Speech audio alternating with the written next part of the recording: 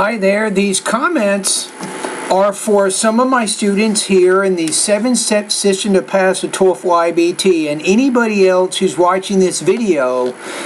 This will show you exactly how I interact with my online students when they do pronunciation and speaking practice.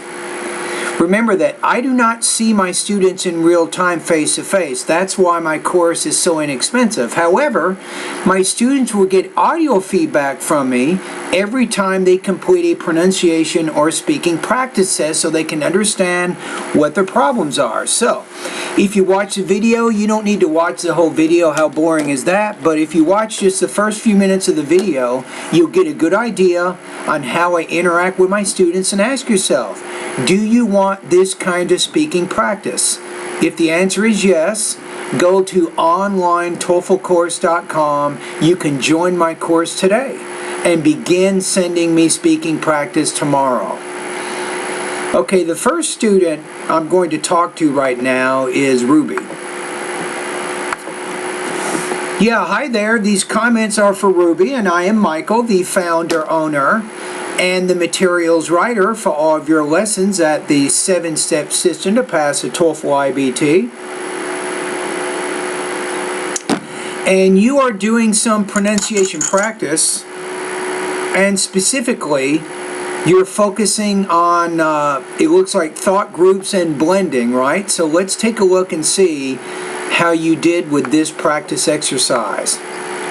Would you mind turning your music down? Okay. After I hold up the painting, tell me if it's straight or not. Not so good on that. That's after I hold up the painting, so the D needs to be blended with the U. So after I hold up the painting, tell me if it is straight or not. If it is straight or not. So I think here the T needs to be blended to the first sound of the next word. If it is straight or not. Why didn't Steve show up for our biology study group last night? Good. I will be keeping my nose to the grindstone every day now. Perfect. Angela looks back on her youth with satisfaction. With satisfaction. I have many responsibilities I would like to get out of. I would like to get out of. I have many responsibilities I would like to get out of. The supervisor will check off each chore as it's completed. As it is completed. You had a little bit of trouble with that. So when the T and the I, as it is completed, you're having some trouble with that blending. Mary didn't appreciate John's body enough her conversation with Jack. Okay. The woman understands why Mary was at home last night. All right. Could you look on the map and tell me where Interstate 15 is?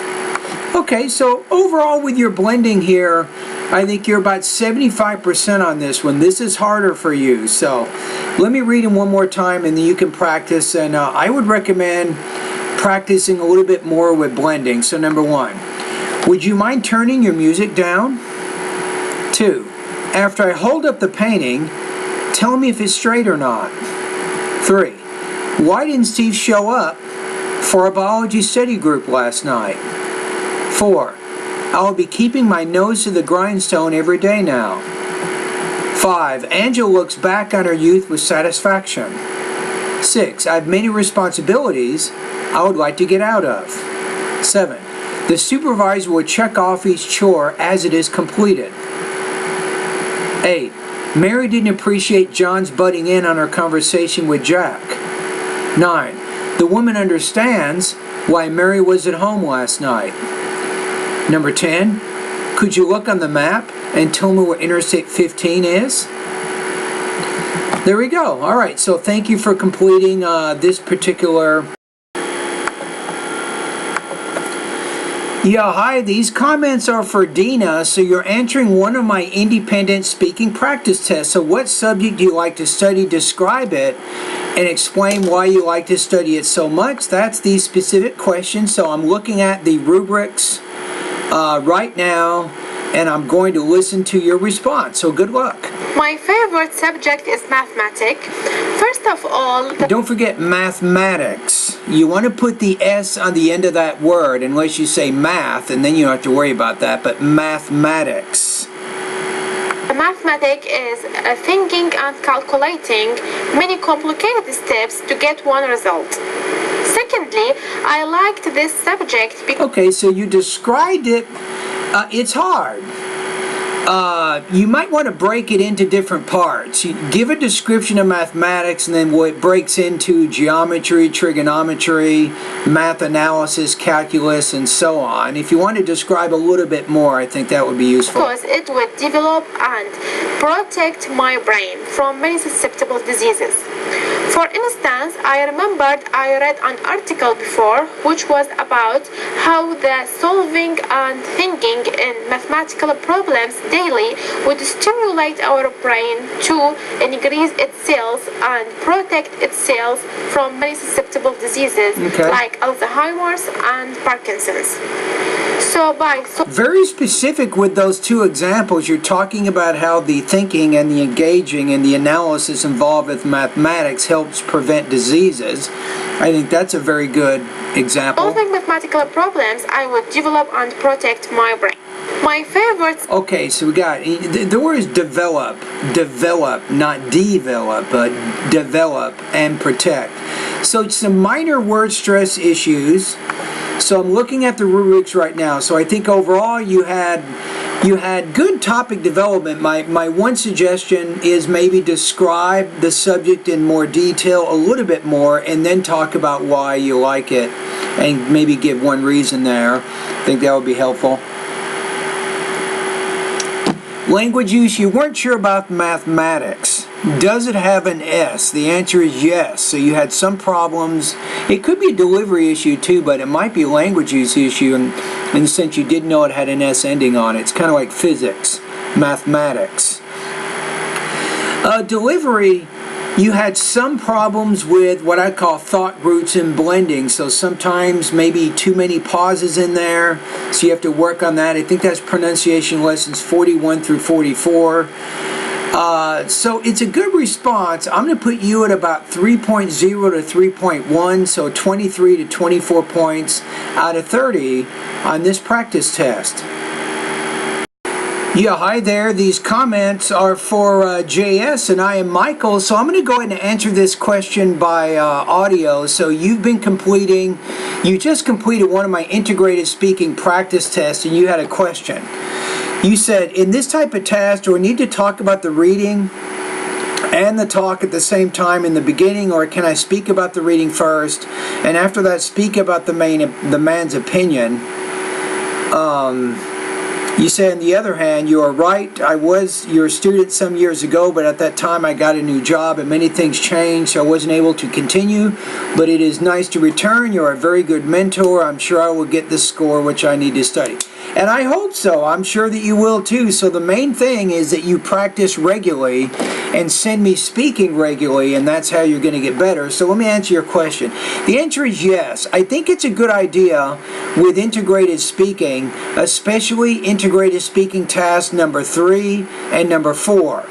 Because in both of these tasks, you're talking about information in a reading and listening passage. So, in the introduction, Juan, you want to state the main point of the reading and the lecture, because that's what you're going to do in your response. You're going to summarize both of these articles or sources. So it's a good idea to frame your summary accordingly. So then, if you have a reading passage which is talking about the formation of mountain ranges, right, in the United States, and then the lecture gives an example and it talks about the Sierra Nevada mountain range in California, then you might say something like this.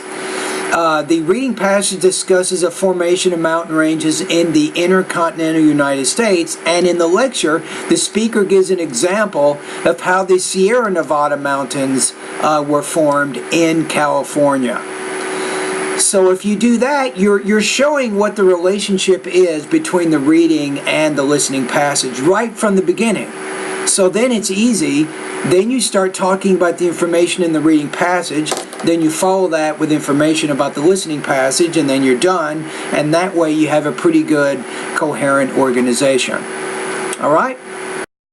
Yeah, hi there, and you are one of my students, my online students. You completed an integrated speaking practice test, and I'm going to listen to it right now. So I think this is integrated speaking number 6. So it's listening, speaking, academic, right? If I remember correctly, you are speaking about a lecture, or you're speaking about a lecture which discusses the formation of glaciers. Am I right? Listen to your response right now and see how you answer this question. From the lecture, the professor discussed about glacier formation. The speaker informs that the glacier can only form on the high mountain because the warmth up there. I would say only on high mountains, right? So you're talking about it generally, so I think the pour or less there is going to work better. Is not enough to melt all snow in summertime. The rest of snow which accumulate in some I'll say the rest of the snow accumulates, and use the third person S there. area each year become the ice.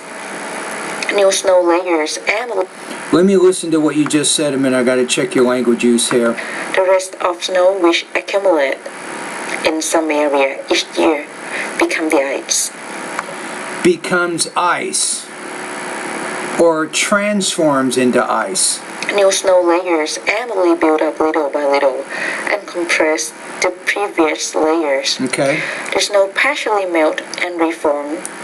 The snow partially melts. So again, watch out for your grammatical word endings, either your plural S endings or your third person S endings. Either way, try to remember. It's hard because in your own language you probably don't use these, but you want to try to remember to pronounce these endings in English. Every year by its compression. And after 2 years, the snow starts changing to glacier ice. The glacier ice become more dense and air pockets get tiny. This process takes over 100 years. This process takes over. And finally, the snow becomes heavy glacier which can move down due to the gravity. Yeah, due to the forces of gravity, right? Okay, what do we got here? So with delivery, the main thing here is syllable division and grammatical word endings. I think it's in the pronunciation area of my course. Really study that area because that's something you want to try to master. Language use overall, other than maybe some subject-verb agreement issues, especially with the third-person singular present verbs there, like the ice accumulates.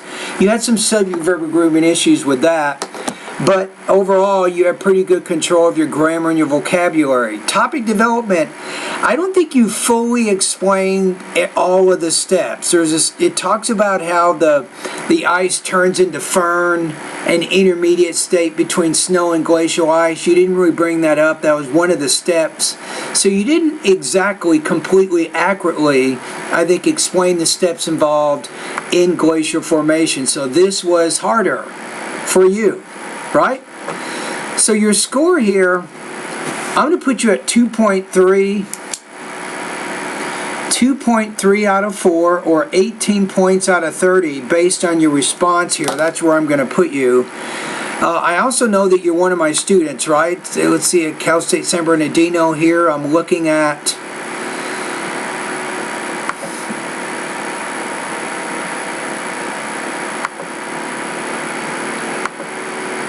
okay, Mim, I just listened to your recording here, so I scored you at 2.3 out of 4, or 18 points out of 30, so you didn't exactly have a complete, accurate response, I think, to the information in the lecture. So that was, you had some considerable topic development problems. Also, you also have problems with grammatical word endings and syllable division. This is a problem with your pronunciation that you're trying to work on. I know it's an ongoing issue. I'm just making you aware of it. If we go into the syllabus and you look at 2.3, right, that's going to put you at 80% on this assignment. So when you're speaking about academic information, it's harder for you. That's what we can say from this practice. Yeah, hi there, and You are one of my online students. You completed an integrated speaking practice test. I think it's number 16, the one focusing on glacier formation. This is listening, speaking, academic. Right? So let's listen to your practice test right now. The speaker in the listening talks about the formation of glaciers. Firstly, the speaker says that glaciers begin to form because snow accumulates in the same place and quickly becomes ice. Then, all the snow was covered year by year, and the snow crystallizes again and forms grains like sugar. Okay. Additionally, the speaker introduces that grains become bigger. The snow is compacted and turns into the state between ice and glaciers after 2 winters. Yeah, it turns into firn, the intermediate state between snow and glacial ice. That's what you're saying. But you're doing a pretty good summary here, and I like your use of transition words. I like, Tong Feng, your use of transition words to help explain your ideas. Let me go back and listen to the beginning of your lecture one more time. The speaker in the listening talks about the formation of glaciers. Okay. Firstly, the speaker says that glaciers begin to form because snow accumulates in the same place and quickly becomes ice. Then, all the snow was covered year by year, and the snow crystallizes again and forms.